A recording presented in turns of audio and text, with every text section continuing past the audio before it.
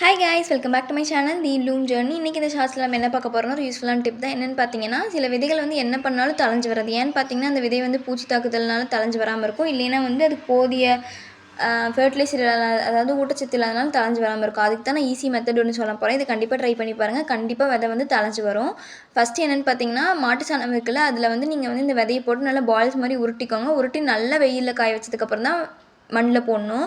இந்த மாட்டு சாணத்தை வந்து இப்படி பண்ணுறனால என்ன யூஸ்ன்னு பார்த்தீங்கன்னா, அந்த விதை வந்து பூச்சி தாக்கத்துலேருந்து தப்பிக்கிறதுக்கு ஹெல்ப் பண்ணுது. அது மட்டும் இல்லாமல் அது வந்து ஊட்டச்சத்து வந்து போதிய ஊட்டச்சத்து அந்த விதை வளர்கிறதுக்கு கொடுக்குது. இது கண்டிப்பாக ட்ரை பண்ணி பாருங்கள். நெக்ஸ்ட் ஒரு இன்ஃபர்மேஷன் என்னென்னு பார்த்தீங்கன்னா, தமிழ்நாடு கவர்மெண்ட் வந்து மாடி தோட்ட கிட் கொடுத்துட்ருக்குறாங்க. வேணுங்கிறவங்க போய் அவங்களோட அஃபிஷியல் வெப்சைட்டில் போய் செக் பண்ணி ரெஜிஸ்டர் பண்ணி வாங்கிக்கோங்க. ரெஜிஸ்ட்ரேஷன் ப்ராசஸ் வந்து ரொம்ப பேசிக்காக தான் இருக்குது. போய் செக் பண்ணி வாங்கிக்கோங்க. நெக்ஸ்ட் வந்து அந்த கிட்டு வந்து அரௌண்ட் 450 ருபீஸ் வருது. அது என்னென்ன இருக்குன்னு பார்த்தீங்கன்னா, காய்கறி விதைகள், க்ரோ பேக்ஸ், அப்புறம் கோகோபிட், அசோஸ்பைரில்லம், நீம் ஆயில், இந்த மாதிரி நிறையா திங்ஸ் தராங்க. மாடி தோட்டத்துக்கு தேவையான திங்ஸை போய் செக் பண்ணி வாங்கிக்கோங்க. தேங்க்யூ ஃபார் வாட்சிங்.